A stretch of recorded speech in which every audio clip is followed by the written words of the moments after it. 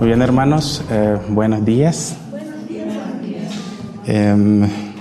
Yo personalmente estoy muy agradecido al Señor por tener el privilegio de haber estado en este congreso. Creo que he sido uno de los más beneficiados. Quizá ustedes piensan que por haber estado como orador, los hermanos se las conocen todas.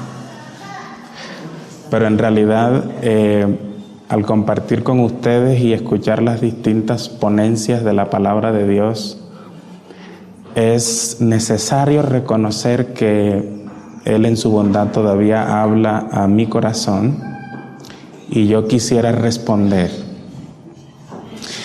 También debo decirles que me sentía pequeño y me siento indigno de poder tener un privilegio tan enorme, y lo hago con mucha solemnidad, sabiendo que es un privilegio y también una carga muy grande.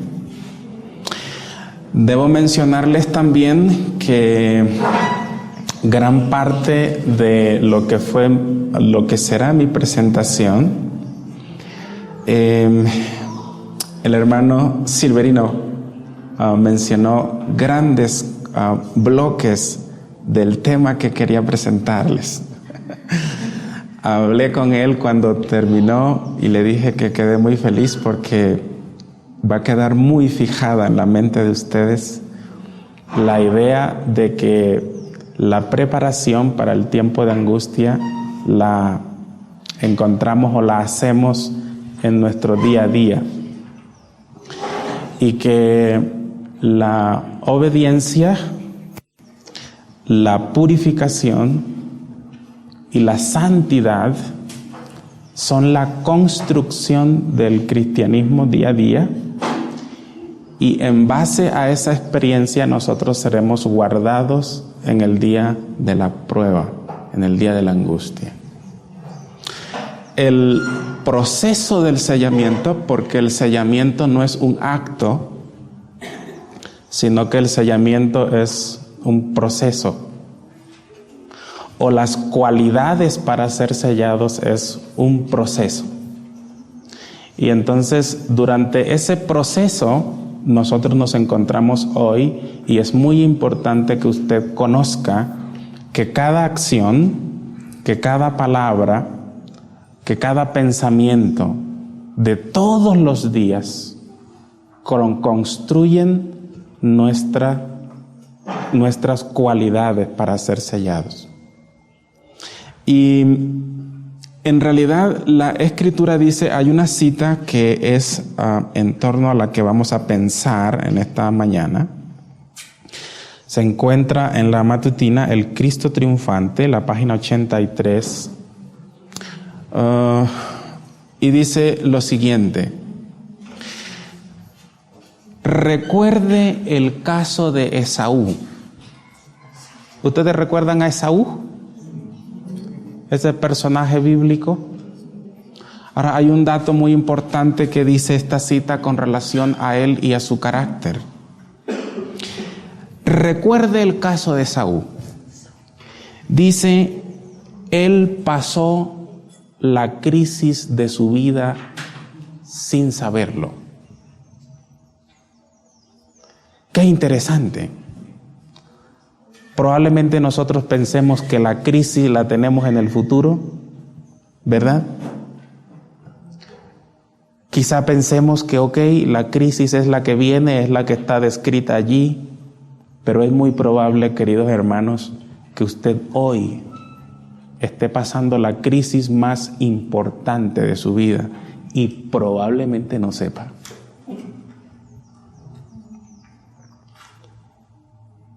Esaú pasó la crisis de su vida, no se dio cuenta. Y me asusta, porque entonces yo necesito consultar al Señor cuál es la verdadera crisis, cuál es el verdadero momento de angustia, porque si yo paso la crisis de mi vida, la mía, la particular, en esta crisis yo voy a estar escondido detrás de la roca. En el momento de más apuro es cuando más cerca voy a estar de la roca eterna, como lo estuvieron los 3 jóvenes hebreos. Hubo amenazas de muerte, hubo decreto de muerte, lo lanzaron al horno. Pero yo creo que dentro del horno fue el momento en el que ellos más cerca estuvieron del Señor. Ese es el caso del pueblo de Dios al final, pero la verdadera crisis de la vida es la que nosotros pasamos en nuestro día a día, y el espíritu de profecía nos recomienda que veamos o que recordemos la experiencia de Esaú. ¿Cuál fue ese momento? ¿Cuál fue la crisis que Esaú pasó? Sencillamente tenía un poco de ¿qué? Un poco de hambre. Eso era todo. Y bajo los efectos del hambre, él vendió la primogenitura y así reveló cuán poco estimaba el don de Dios. Hermano, cuando ustedes analizan en las Escrituras las pruebas que Dios pone para revelar nuestro carácter, son pruebas muy sencillas.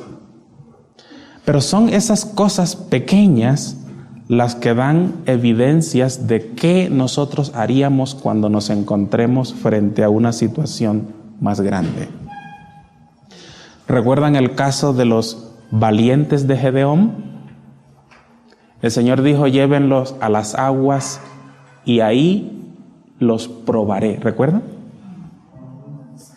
Así que la prueba era sencillamente tomar agua. Pero de la forma como iban a tomar agua, ellos iban a evidenciar cuánto estimaban la bendición de Dios. Yo no sé cómo ustedes toman agua. Ni siquiera sé si toman agua. Yo veo que el tarro sigue allá lleno y aquí ya vemos un montón de gente. Parte de la salud. Alguien reclamaba que no estábamos tocando mucho la parte de la salud. No están tomando suficiente agua. El verdadero cristianismo, la verdadera naturaleza de nuestra comunión con Dios, es la que nosotros desarrollamos en nuestro día a día. Lo que hacemos aquí, lo que estamos haciendo justo ahora, lo que hacemos cada sábado, es sencillamente la forma externa de la religión. Y no garantiza que nuestros caracteres sean transformados y mudados por la acción del Espíritu Santo. Sino que es en el hogar, en nuestro cotidiano vivir, cuando estamos solos, cuando no estoy en la presencia de ustedes, entonces mis acciones tendrían que coincidir con lo que yo creo y con lo que yo estoy esperando. Y eso se llama integridad. Integridad es hacer lo justo, lo correcto y lo bueno, aun cuando estoy fuera de los ojos de los humanos. Y es en ese proceso en el que yo voy siendo sellado para ser guardado del día de la prueba. Ahora quiero compartir con ustedes una cita de el espíritu de profecía, pero antes de eso vamos al libro de Samuel, primera de Samuel, el capítulo 2 y el versículo 3, porque allí vamos a leer una parte muy interesante. Vamos a resaltar una parte del versículo 3 que puede pasar inadvertida para el lector ocasional de las Escrituras. Pero dice allí, ustedes recuerdan, esa es el cántico de Ana, después de que ella recibió la bendición que había pedido al Señor, la Biblia registra el cántico de gratitud que ella elevó a Dios, pero que fue inspirado por el Espíritu Santo y quedó registrada aquí en 1 de Samuel capítulo 2 y el versículo 3.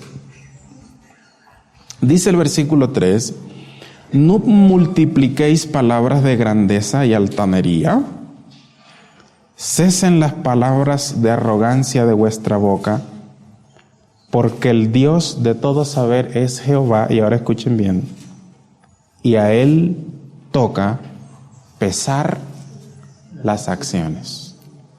¿Qué es lo que hace el Señor? Pesa nuestras acciones. Evalúa el motivo por el cual nosotros hacemos lo que hacemos y decimos lo que decimos. Y entonces esas acciones y esa motivación, cuando son reveladas al universo, entonces, como nos explicaba muy elocuentemente nuestro hermano Silverino, el universo entero coincide en que nosotros debemos ser sellados para la compañía de los ángeles puros. Y entonces Esaú, el ejemplo que estamos viendo, que pasó la crisis de su vida sin saberlo, fue pesado, pero él no sabía que estaba siendo pesado, no sabía que la acción de ese día iba a decidir de manera definitiva su destino. Y era algo muy sencillo, era un rato de hambre y un plato de comida. El espíritu de profecía dice que nosotros debemos aprender a tener una fe para soportar la angustia, una fe que sea capaz de soportar el hambre, el cansancio y la demora. ¿Por qué creen que se mencionan esos detalles cotidianos de nuestra vida? ¿Cada cuánto nos cansamos? Cada día. Es decir, que cada día debemos estar construyendo la fe capaz de superar los pequeños conflictos que nos permitan entonces ser capacitados para soportar las pruebas más grandes. Ahora, ¿en qué pesa Dios las acciones? En balanzas, ¿verdad? Y ustedes saben que hay varios elementos para pesar. Por ejemplo, ustedes todos han debido ver cuando vamos por las carreteras, hay en algunos lugares algunos avisos que dicen servicio obligatorio de básculas. ¿Y qué se pesa ahí? ¿Qué es? ¿Ah? ¿Pero qué tipo de carga? ¿Qué se pesa ahí? Carga pesada. Los trailers, los camiones suben y se montan allí, ¿verdad? Y entonces se puede determinar cuántas toneladas se lleva. Yo les pregunto, si yo quiero pesar 1 onza, ¿yo puedo ir ahí? ¿A qué pasa si yo pongo 1 onza en una de esas básculas? ¿La aguja se va a mover? No, para nada. Para nada. Ahora, ¿saben ustedes que nosotros a veces pesamos el pecado en básculas? A veces, ok, si yo no le he metido el cuchillo a nadie, entonces yo no he matado nunca. Eso es pesar el pecado en báscula. Es verdad, nunca he matado a nadie. Pero Jesús pesa nuestras acciones en balanzas. Y Él dijo, si alguno se enoja contra su hermano, ¿qué? Es un homicida en potencia. Y a ese nivel, ¿cuántos de nosotros hemos sido homicidas? A ese nivel, ¿cuántos de nosotros deberíamos arrepentirnos para que el Señor pueda sellarnos? Hace unos años atrás tuve el privilegio de trabajar por un periodo corto en las minas y veía cómo se procesaba el oro. Saben, yo aprendí muchas cosas mientras veía cómo se procesaba el oro, porque ustedes saben que la Biblia y el espíritu de profecía usan esa experiencia para ilustrar el trabajo que Dios hace en nuestro corazón, ¿verdad? Cuando ya estaba pulido, se pesaba en unas balanzas, no sé cuántos de ustedes la conocen, que es como especie de una T y dos platillos. Hay unas balanzas que son tan sensibles que un día vi hacer un experimento. Cogió un amigo allí en Oruro dos papelitos del mismo tamaño. Y entonces en uno de los papelitos hizo una raya con un lapicero y el otro papelito lo dejó en blanco y colocó los dos papelitos en los dos platillos. No van a ustedes a creerlo. El platillo que tenía el papel con la raya se inclinó ligeramente. Así de sensible es esa balanza. Y saben, las Escrituras enseñan. Nosotros podemos ver, por ejemplo, el caso del último rey de Babilonia, donde el Señor le da un mensaje de advertencia en la pared, ¿recuerdan? ¿Recuerdan los verbos arameos que estaban allí? Mene, mene, tekel, uparsin. Eran verbos arameos. Y uno de ellos, tekel, lo que significa es pesado ha sido en balanza y fuiste hallado como falso. Entonces, en ese contexto quiero compartirles una cita que me llamó profundamente la atención del espíritu de profecía. Pienso yo que hace parte fundamental de la preparación para el tiempo de angustia. Dice allí, Mensajes Selectos, tomo 1, la página 521. En la mañana del 23 de octubre de 1879, a eso de las 2, el Espíritu del Señor descansó sobre mí y contemplé escenas del juicio venidero. Ahora, cuando ella habla aquí del juicio venidero, ¿a qué juicio se está refiriendo? No al juicio investigador, sino a la ejecución del juicio. La caída de las plagas, ¿verdad? Y la ejecución final del juicio. Las palabras me faltan para describir adecuadamente las cosas que pasaron delante de mí y el efecto que tuvieron sobre mi espíritu. Ahora, cuando ella hace esa introducción tan solemne, ya yo me voy llenando de nervios, porque sé que lo que viene no es un juego. Ella describe el día que recibió la visión, la hora, y luego dice, no tengo las palabras adecuadas para describir lo que pasó en mi espíritu cuando contemplé lo que contemplé.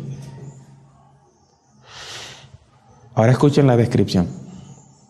Se abrió otro libro en el cual estaban anotados los pecados de los que profesan la verdad. ¿Qué es lo que estaba ahí? ¿Los pecados de quién? Pero ¿quiénes son los que profesan la verdad? Somos nosotros. Ahora ella va a hablar, porque ella vio en esa visión, y saben, ella sencillamente va a hacer una descripción de lo que es nuestra vida íntima. Ella no va a describir el Congreso en Cocaraya, porque este espacio que hemos tenido aquí es un espacio de nuestra vida pública, donde ustedes ven que el hermano Moisés se levanta y se pone su ropita, ¿verdad? Y viene para la iglesia. ¿Y qué es lo que ustedes piensan inmediatamente del hermano? ¡Wow! Pero el Señor no le mostró los espacios de mi vida pública, sino que le mostró los espacios de mi vida íntima. Bajo el encabezamiento del egoísmo venían todos los demás pecados. Ahora escuchen esto. Había también encabezamientos en cada columna, y debajo de ellos y frente a cada nombre estaban registrados en sus respectivas columnas los pecados menores. Bajo la codicia venía la mentira, el robo, los hurtos, el fraude y la avaricia. Bajo la ambición venía el orgullo y la extravagancia. Los celos encabezaban la lista de la malicia, la envidia y el odio. Y la intemperancia. Otra larga lista de crímenes terribles como la lascivia, adulterio, la complacencia de las pasiones animales, etc. Eso lo estaba viendo ella, ¿dónde? ¿En la vida de quiénes? De los que profesan la verdad. Ustedes pueden creer que esas listas de cosas tan terribles existan en nuestro medio. Existen. Oh, hermanos, cuán avergonzados deberíamos estar en la presencia de Dios, que conoce nuestra intimidad. Y nuestra crisis es hoy. ¿A ustedes no les parece que esa es una crisis más estupenda que esa? ¿Sí? Es una crisis más grande. Es una crisis que define mi destino, y que cuando esa llegue sencillamente voy a cosechar lo que sembré, pero que el momento en el que para siempre perdí la oportunidad de ser transformado a la imagen de Dios, ni siquiera me di cuenta. ¿Lo están comprendiendo? Llévalos a las aguas, que ahí lo probaré. Un poco de hambre para ver cómo es que va a reaccionar. Un poco de sed para probar cuánto el Espíritu Santo ha podido transformarlos. Un poco de calamidades, de pruebas, para que pueda testificar ante el mundo si el Señor ha sido vindicado en su carácter. Pero aquí hay una visión de la vida íntima del pueblo de Dios con una lista extraordinaria. Ahora dice la hermana White: mientras contemplaba esto, me sentí abrumada de angustia indecible. Aquí hay una angustia que tampoco se puede describir. Esta angustia, dice la Biblia en Daniel 12, que nunca la hubo.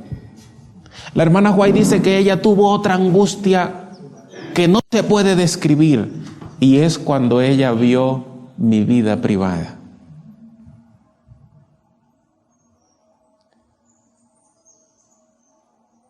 Y yo no me doy cuenta. Yo puedo estar pasando por esa crisis sin saberlo. Ella dice: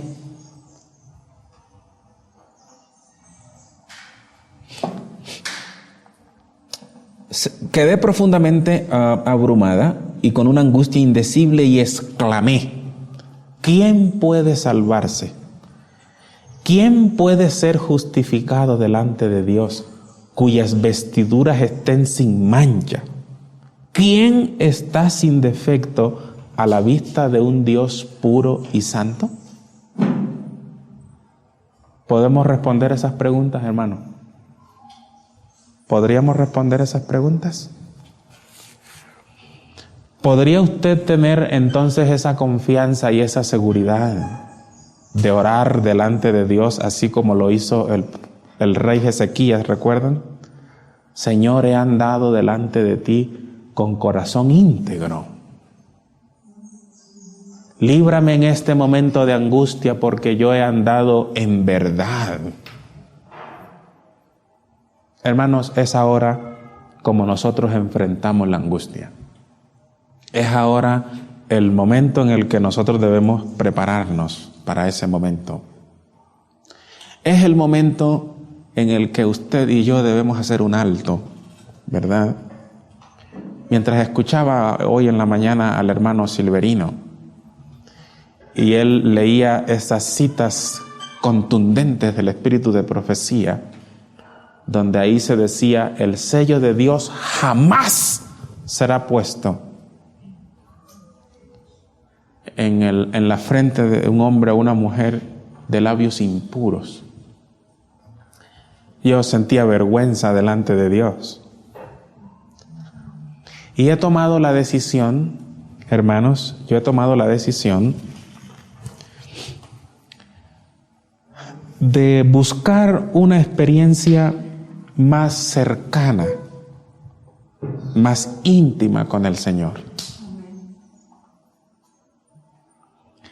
Necesito, al igual que algunos hombres de la antigüedad registrados en la palabra de Dios, un encuentro personal con Jesús. Por ejemplo, se me vino a la mente mientras él hablaba, la mujer del pozo. ¿Ustedes recuerdan la mujer samaritana registrada en el Evangelio según San Juan? El pastor Juan Carlos nos está hablando del Evangelio según San Juan y aplicaciones muy hermosas. Pero en el capítulo 4 del Evangelio según San Juan aparece la historia de una mujer religiosa que estaba esperando al Mesías. ¿Recuerdan? Ella no era una mundana. Ella era una mujer religiosa que estaba esperando al Mesías y además estaba preocupada en cuanto a dónde se debía adorar, si era en la iglesia adventista o eran los movimientos independientes. ¿Dónde hay que adorar? Y Jesús le dijo, mire, usted tiene un problema. Jesús no le siguió la corriente. Jesús le dijo usted tiene un problema. Usted no conoce el don de Dios. Si conocieras el don de Dios y quién es el que te pide agua, tú le estarías pidiendo a él el agua. Y saben, queridos hermanos, ¿por qué nosotros no estamos pidiendo el agua con esa intensidad? Porque nosotros tampoco conocemos el don de Dios de manera personal. Y hoy es un buen día para eso. Jesús le dijo, mira, vamos a hacer lo siguiente. Vamos a hablar de tu vida privada. Tenemos que desnudar eso. El bisturí del cirujano corta profundamente cuando es necesario retirar material putrefacto y pestilente. Así que Jesús desnudó la vida de esa mujer y le dijo, por favor traiga a su esposo para que con él podamos también darle el agua. Y ella dijo, no tengo. Él dijo, has dicho la verdad, no tienes, porque 5 maridos has tenido y el que ahora tienes, la relación que actualmente sostienes, tampoco Dios la reconoce. El que tienes no es tu marido. Yo les pregunto, ¿esa era una conversa agradable para la mujer? Porque se estaba desnudando los detalles de su vida. Eso es lo que la hermana White vio en la visión. Sectores o espacios de nuestra vida privada.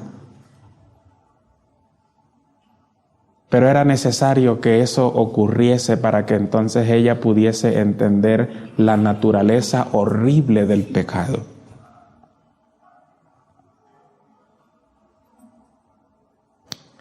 Y entonces ella dijo, el Mesías va a venir. Y cuando Él venga, nos declarará todas las cosas. Y entonces Jesús le hizo la revelación más grande que se le puede hacer a un pecador. Si ustedes analizan allí en los versículos 25 y 26 de San Juan 4, Él le dice, yo soy el que habla contigo. ¿Saben ustedes, hermanos, que nosotros necesitamos ese encuentro con Él? Ese encuentro con Él donde Él pueda desnudarnos también y hablarnos del sexto. ¿Cuál es el sexto en nuestras vidas? ¿Saben?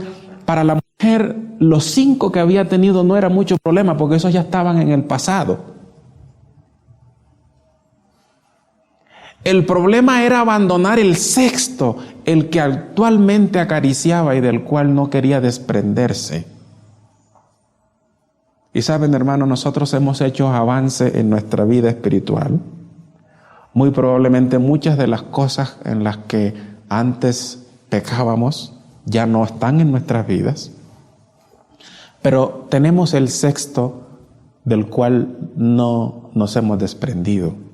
Y el Señor quiere que nosotros abandonemos aún esas cosas que actualmente conservamos. Porque si hay una sola mancha de pecado en nuestro ser, entonces el sello de Dios no puede ser colocado. Yo soy el que habla contigo. Y eso significó la solución a la vida de pecado de esa mujer. Ella salió con la frente levantada hacia la ciudad para testificar. Ahora escuchen bien, porque esto me llama a mí muchísimo la atención. Una de las mejores misioneras del Nuevo Testamento para mí es esa mujer. Y ella fue a la ciudad a predicar. No sé si ustedes han leído el sermón de ella en la ciudad. Pero es muy interesante porque ella llegó y contó las 2.300 tardes y mañanas. No. Ella no juega a contar las experiencias de otros, ni lo que está haciendo el Papa y el Vaticano. ¿Saben cuál era el sermón de ella? Encontré a un hombre que me dijo todo lo mío, que estirpó lo sucio mío, que me desnudó para salvarme y que finalmente me dio el agua de vida. Ese es el Cristo. Ese era el mensaje. Y fue tan poderoso que la gente de la ciudad salió y fue para ver si eso era así, y también tomaron del agua y le decían a ella: ya no creemos solamente por tu dicho, sino que nosotros también que hemos visto y comprobado que Él es el Salvador del mundo que habría de venir. ¿Qué les parece si nuestra experiencia después del Congreso es esa? Nos encontramos con el Señor que nos dijo lo nuestro. Ese es el Cristo. Y hermanos, yo pienso que hoy es un buen día para que usted entonces tome esa resolución. Yo la he tomado. Y quisiera que el Congreso pueda marcar un antes y un después en mi vida, porque el Señor Jesús está dispuesto a hacer en mí, en este momento, su trabajo de transformación y limpieza, de tal manera que yo pueda estar más cerca de Él en medio de las llamas. Ahora quiero también mencionarles rápidamente que hay otra preparación que yo debo hacer mientras espero este momento tan terrible. Y es que el Señor Jesús nos hizo una promesa en el libro de Mateo, en el capítulo 28, ya cuando estaba por irse. Y quiero que vayan conmigo allí porque es muy importante que repasemos esa promesa tan hermosa. El libro de Mateo, en el capítulo 28,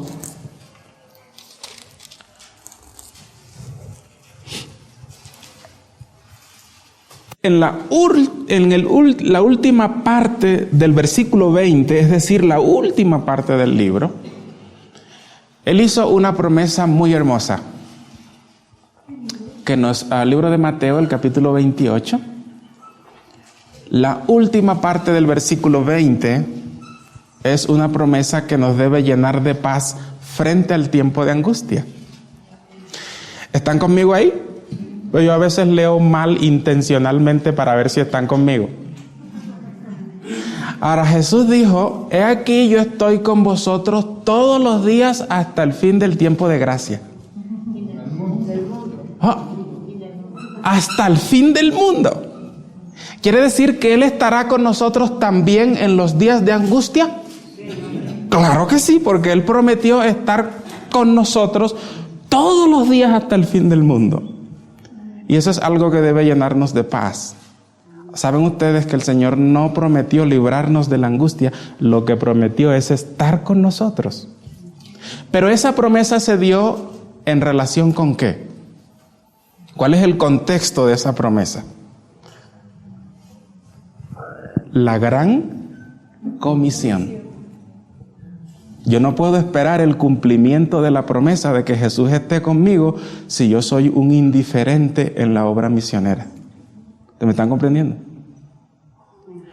Yo les pregunto, ¿el trabajo abnegado y sacrificado en la obra misionera y en favor del mundo que perece debe ser también parte de nuestra preparación para encontrarnos en las llamas?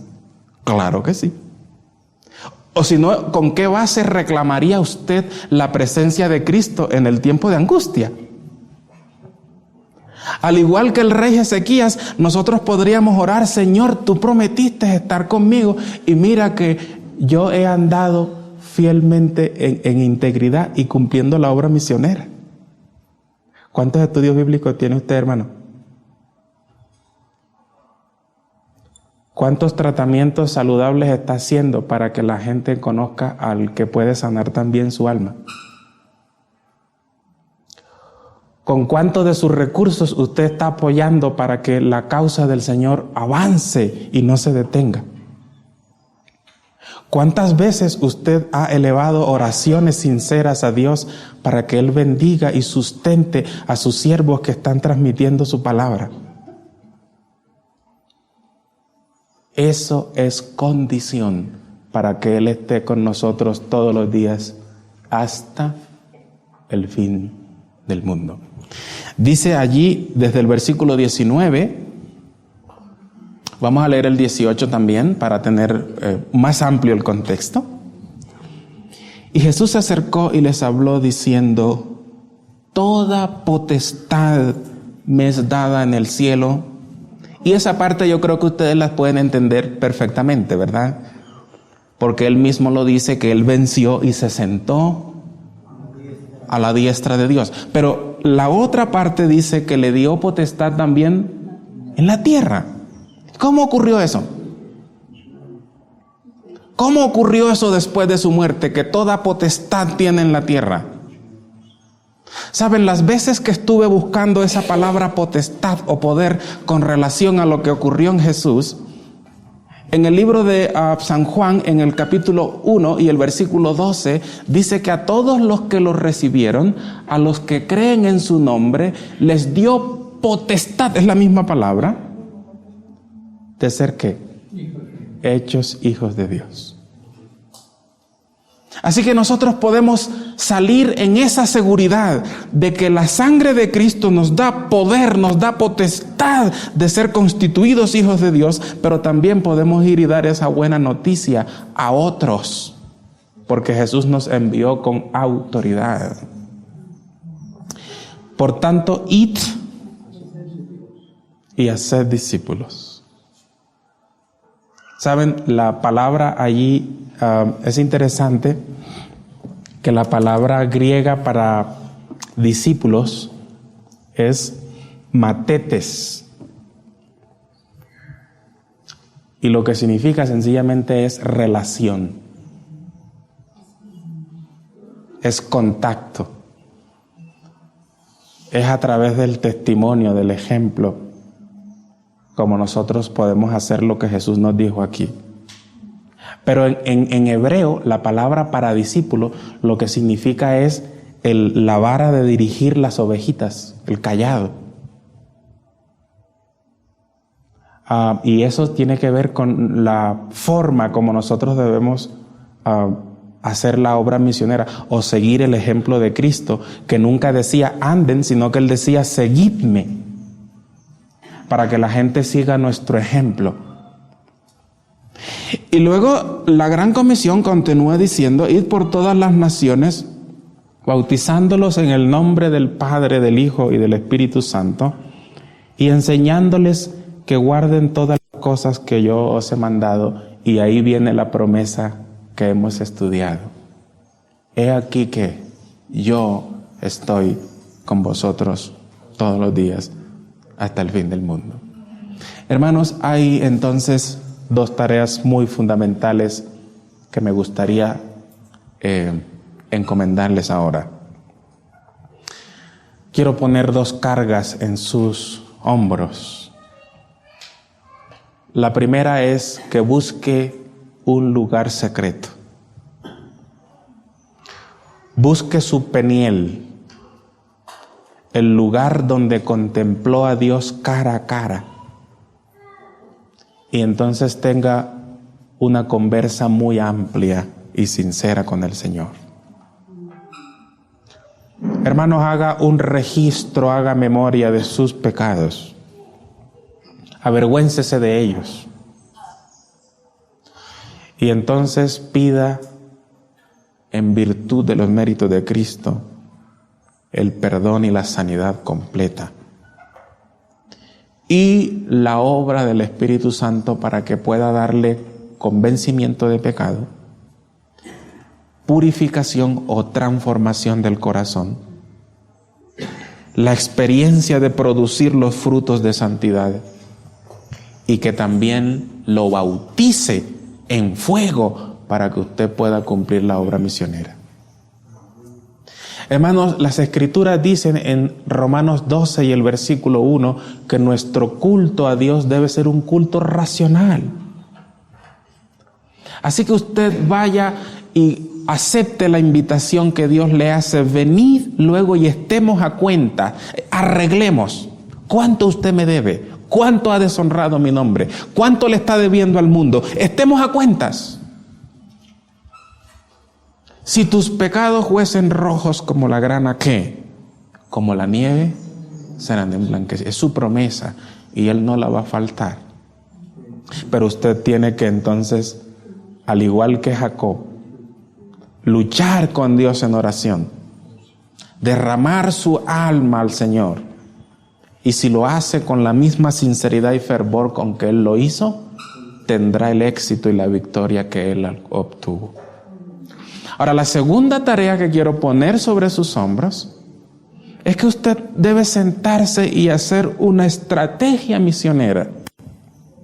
Debe desarrollar un plan, preferiblemente si lo escribe. Póngase metas y blancos delante del Señor. ¿Cuántos estudios voy a tener durante esta semana? ¿Cuánto voy a informar de las buenas nuevas al mundo? ¿Cuánto de la gran comisión voy a hacer? Para que luego tengas entonces también la autoridad moral para reclamar la promesa de Jesús. Aquí yo estoy con vosotros todos los días hasta el fin del mundo. Que el Señor nos ayude. Amén.